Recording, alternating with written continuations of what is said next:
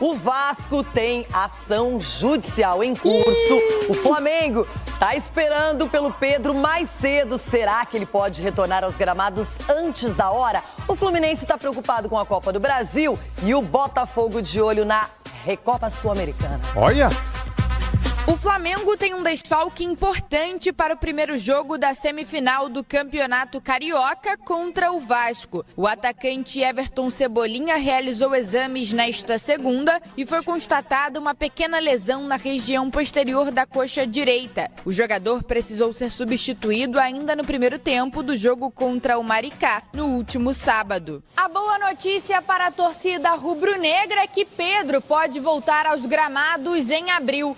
Após uma reavaliação com o médico que o operou, o atleta foi liberado para começar a se recondicionar com os preparadores físicos. O Vasco entrou ontem na justiça com um pedido de recuperação judicial do Vasco SAF e do clube. Segundo a diretoria Cruz-Maltina, o movimento faz parte do processo de reestruturação iniciada em junho do ano passado, que busca restabelecer a saúde financeira do clube. Após a eliminação no Carioca, o Botafogo junta os cacos e pensa agora na Recopa Sul-Americana. O Glorioso precisa reverter o placar de 2-0 para o Racing, construído na Argentina. Para a partida no Nilton Santos, o técnico Cláudio Caçapa poderá contar com o atacante Arthur, recuperado de uma lesão no músculo posterior da coxa esquerda. Recuperado, nada de problema no DM. Me entregue, por favor.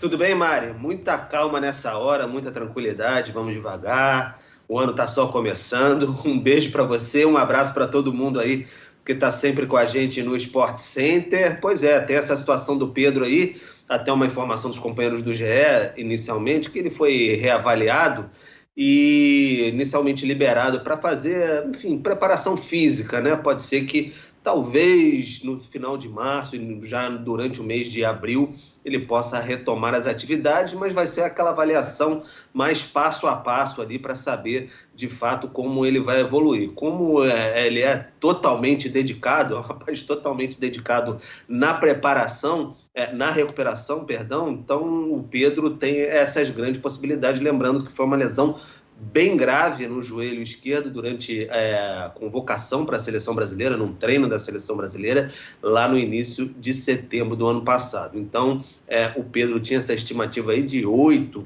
talvez 10 meses fora de atividade, está fazendo o possível, mas o Flamengo quer contar com ele em plenas condições, inteiramente, não vai acelerar nenhum tipo de processo que possa, obviamente, prejudicar um jogador desse quilate. Então, vai ser observado. O Flamengo, muito em breve, hoje, vai soltar até uma nota oficial sobre o assunto. A gente está aguardando para ver se traz mais algum tipo de informação sobre o assunto, mas é uma esperança, sim, um sopro de alegria para o torcedor rubro-negro, esse camisa 9, que ano passado fez mais de 30 gols, então uma expectativa muito grande. O Cebolinha, por outro lado, e também o Michael ficam fora, lesões musculares, do próximo jogo contra o Vasco, no sábado. Vasco Clássico dos Milhões, a sede do jogo vai ser definido, o local do jogo vai ser definido hoje à tarde, numa reunião, aí sim, na sede da FERJ, a Federação de Futebol do Estado do Rio de Janeiro. Mari. Boa, Pedro. De falar de campeonato carioca, a gente já vai tratar do caso específico aí do Vasco, né? Mas antes disso, temos aqui o pareamento das semifinais, né? Como é que ficaram esses encontros? Já falamos aqui que teremos jogos no Carnaval, teremos jogos no Carnaval Carioca. No sábado, Flamengo e Vasco. No domingo, Volta Redonda e Fluminense. Aliás, neste sábado, Vasco e Flamengo. Neste domingo, Fluminense e Volta Redonda. Sim. No próximo sábado, dia 8, Flamengo e Vasco. E no Estádio da Cidadania, né, no Raulino de Oliveira, Volta Redonda e Fluminense. O Vasco também está querendo jogar em São Januário, né? Nilton Santos. Vai ser no Nilton Santos? Grama sintética. Curioso, né? O Coutinho reclamou da grama sintética. Foi um dos jogadores e o Vasco. O Coutinho era um dos justamente signatários, né?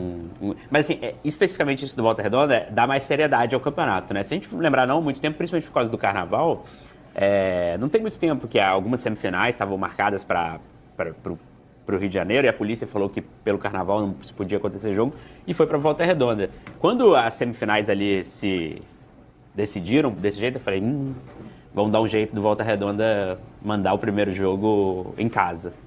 Mesmo que seja porque joga para Volta Redonda, não tem carnaval, deve ter um carnaval em Volta Redonda, mas não tão pulsante como no Rio de Janeiro. Mas não, Volta Redonda, de fato, Volta Redonda precisa ser respeitado dentro disso, né? Conquistou a vaga com louvor, mas... 17 vitórias do Flamengo, 11 empates e 2 vitórias do Vasco. Se você pega 20 jogos, diminui os empates e aumenta a proporção de derrotas. E é bom lembrar que o Vasco precisa de pelo menos uma vitória nos 2 jogos das semifinais, porque Flamengo e Volta Redonda, por terem a melhor campanha, levam em seus confrontos a vantagem dos chamados resultados iguais, né? Enfim, se o confronto terminar empatado em saldo de gols, nessa ideia da Flamengo e Volta Redonda. Se a gente for voltar 5 anos no tempo, 2019 ali e começo de 2020, naquela era, começo da era gloriosa do Flamengo, o Redação Sport TV de 5 anos atrás talvez estivesse discutindo ali como a gente ia tirar o Flamengo dessa hegemonia de clássicos contra todos, né? Contra Vasco, contra Fluminense, contra Botafogo. Naquele momento ali, o Botafogo, por exemplo, que vivia toda sua crise financeira, entrava em campo sempre esperando perder para o Flamengo. O Fluminense, de certa forma, também, porque havia uma distância muito grande. Fluminense e Botafogo, nesses 5 anos, reagiram a isso, né? Com cada um à sua maneira. O Fluminense ali tem um histórico mesmo de enfrentamento do Flamengo, de conseguir equilibrar os jogos desde a era Jorge Jesus. E o Botafogo, pelo todo o processo que passou, equilibrou alguns clássicos, não no Campeonato Carioca, mas no Campeonato Brasileiro, no último ano, venceu as 2 contra o Flamengo e tudo mais. O Vasco não. O Vasco passou por um processo de SAF e isso gera um incômodo grande na torcida, né? É uma rivalidade que o Vasco precisa agir para dar uma respirada, né? Para dar uma respirada nisso e é uma boa oportunidade, ainda que o Flamengo seja o favorito. O Vasco vem mostrando um futebol correto, mas o Flamengo vem mostrando um futebol brilhante. Então, acho que esse vai ser o confronto. Obviamente que a eliminatória está aberta, é um clássico, mas o Flamengo é extremamente favorito. Tem um dado muito interessante sobre o Flamengo no Campeonato Estadual. Desde aquele 4-1 que tomou para o Fluminense em 2023, final do Campeonato Estadual, Diniz contra Vitor Pereira, o Flamengo não tomou gol em clássicos no estadual. São 8 jogos em 2024 e 2025, 5 em 2024 e 3 até agora em 2025, que o Flamengo venceu 5, empatou 3 e não sofreu nenhum gol em clássico.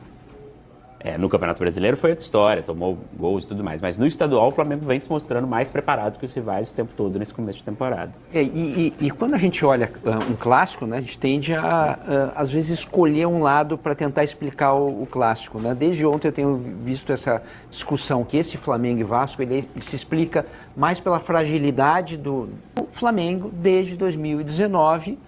Mantém uma estabilidade, né? Ele tem sido muito poderoso e o mais curioso, talvez, é que desde o final do ano passado a gente esteja vendo um Flamengo mais parecido com o Flamengo do Jorge Jesus, o primeiro, né? Pelo Felipe Luiz, sim, pelo jeito que marca, pela intensidade, etc.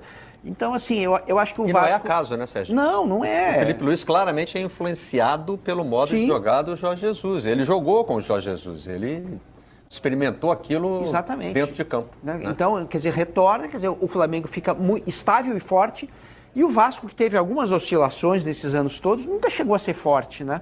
Então, acho que a gente está vivendo muito a era de um desequilíbrio que não é desse clássico, é um desequilíbrio de clubes mesmo, de gestão, de dinheiro e técnica, claro. Mas vai ser um duelo tático, acho que interessante ali, porque o Carille é um bom treinador. E no último confronto que a gente viu 2 jogos muito diferentes entre primeiro e segundo tempo, né? O primeiro tempo foi um massacre, assim, apesar que não resultou tanto em gols e tudo mais, foi um massacre.